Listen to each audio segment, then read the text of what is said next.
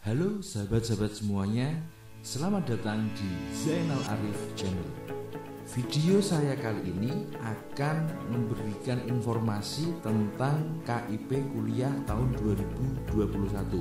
Jadi untuk sahabat-sahabat yang akan mengajukan KIP kuliah, ada baiknya kalian menyimak video saya ini yang akan menjelaskan tentang apa itu program kuliah, kemudian syarat-syarat untuk mengikuti program kuliah dan hal-hal lain seputar KIP kuliah. Tapi sebelum kita lanjut ke pembahasan, jangan lupa untuk klik tombol subscribe dan aktifkan loncengnya. Jangan lupa pula untuk like, komen jika ada pertanyaan atau tambahan informasi seputar KIP kuliah, dan jangan lupa untuk share ke teman-teman melalui media sosial kamu agar kita bisa terus berbagi informasi dan kebaikan di Zainal Arif Channel. Sahabat-sahabat semuanya, KIP kuliah merupakan salah satu program PIP atau program Indonesia Pintar di tahun 2020 yang akan memberikan bantuan biaya pendidikan bagi 200.000 mahasiswa yang diterima di perguruan tinggi, termasuk penyandang disabilitas dalam bentuk kartu Indonesia Pintar atau KIP kuliah itu. Nah, KIP kuliah itu akan menjamin keberlangsungan kuliah dengan memberikan pembebasan biaya kuliah di perguruan tinggi dan bantuan biaya hidup bulanan bagi mahasiswa yang memenuhi persyaratan ekonomi dan akademik. Jadi program KIP kuliah ini akan membantu para mahasiswa agar tidak putus kuliah atau berhenti kuliah di tengah jalan karena terkendala biaya. Akan tetapi ada persyaratan atau ada jangka waktu yang ditetapkan oleh Puslapdi. Nanti akan saya jelaskan.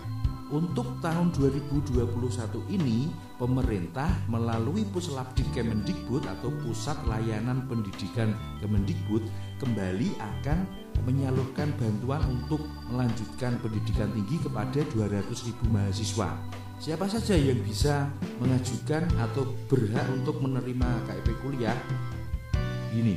Yang pertama, penerima KIP kuliah adalah siswa SMA, SMK atau bentuk lain yang sederajat, bisa dari MA maupun paket C ya, yang akan lulus pada tahun berjalan ya, dalam arti tahun 2021 ini, atau yang lulus 2 tahun sebelumnya, berarti tahun 2020 dan 2019 masih bisa mengajukan KIP kuliah dengan catatan belum diterima di perguruan tinggi.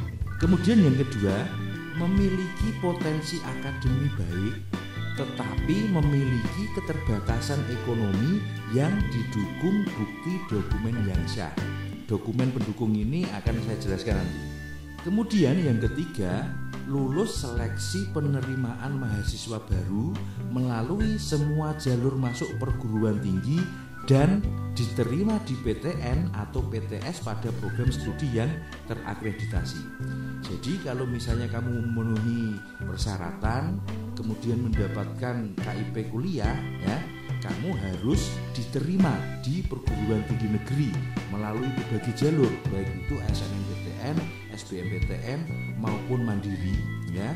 Bisa juga kalau kamu diterima di perguruan tinggi swasta pada program studi yang telah terakreditasi. Kalau misalnya belum terakreditasi, ya berarti kamu tidak bisa mendapatkan KIP kuliah. Nah, selanjutnya, untuk keterbatasan ekonomi calon penerima KIP kuliah itu tadi dibuktikan dengan 1. Kepemilikan program bantuan pendidikan nasional dalam bentuk Kartu Indonesia Pintar. Jadi bagi kalian yang waktu SMA sudah memiliki KIP ya, yang KIP saja, karena beda KIP biasa dan KIP kuliah nanti kan beda. Jika kamu memiliki KIP tadi, itu bisa dijadikan bukti keterbatasan ekonomi. Kemudian yang kedua, berasal dari keluarga peserta program Keluarga Harapan atau PKH. Biasanya juga ada dokumennya. Kemudian yang ketiga, pemegang Kartu Keluarga Sejahtera atau KKS. Yang keempat, mahasiswa dari panti sosial atau panti asuhan ya. Atau yang kelima, mahasiswa dari keluarga yang masuk dalam desil kurang atau sama dengan kategori 4 pada data terpadu kesejahteraan sosial atau DTKS. Singkatnya begini, kalau kamu sudah terdata di DTKS Kementerian Sosial, maka dokumen itu bisa menjadi bukti keterbatasan ekonomi. Lantas bagaimana jika calon penerima tidak memenuhi kelima kriteria itu tadi? Apakah tetap bisa mengajukan KIP kuliah? Jawabannya ya, tetap bisa. Asalkan memenuhi persyaratan tidak mampu secara ekonomi sesuai dengan ketentuan ya, yang dibuktikan dengan pendapatan kotor gabungan orang tua atau wali paling banyak 4 juta rupiah setiap bulan, atau pendapatan kotor gabungan orang tua atau wali dibagi jumlah anggota keluarga paling banyak 750.000. Berikutnya keunggulan penerima KIP kuliah.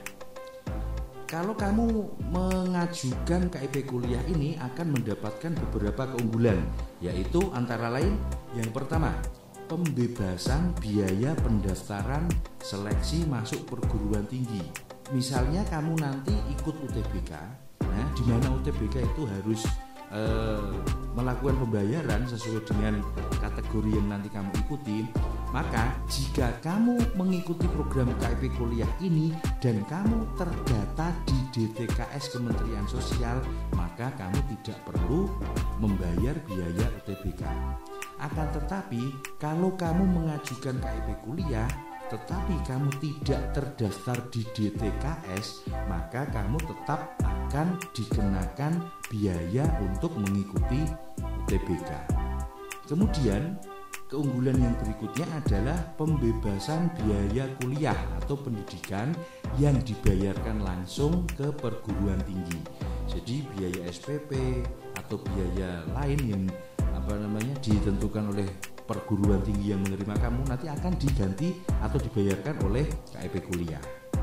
Nah, kemudian keunggulan berikutnya adalah bantuan biaya hidup. Mulai tahun akademik 2021-2022, biaya hidup ditetapkan oleh Puslapdik berdasarkan perhitungan besaran indeks harga lokal dari masing-masing wilayah perguruan tinggi. Jadi masing-masing bantuan biaya hidup untuk siswa bisa berbeda. Misalnya antara wilayah Semarang bisa saja berbeda dengan wilayah Jogja, wilayah Solo, wilayah Purwokerto, Malang dan sebagainya. Seperti itu disesuaikan dengan masing-masing perguruan tinggi. Kemudian jangka waktu pemberian KIP kuliah. Nah, mahasiswa yang mendapatkan KIP kuliah akan dibatasi jangka waktunya sesuai dengan jenjang yang diikuti. Untuk program reguler seperti sarjana, KIP kuliah itu akan diberikan selama maksimal 8 semester atau 4 tahun ya. Standar atau ideal kelulusan jenjang S1 maksimal 8 semester.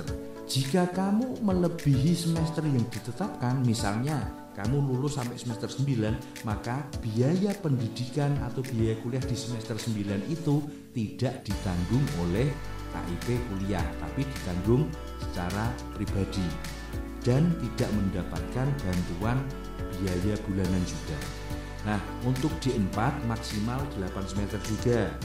Kemudian untuk kelompok D3 maksimal 6 semester, sedangkan untuk D2 maksimal 4 semester. Begitu juga untuk program profesi.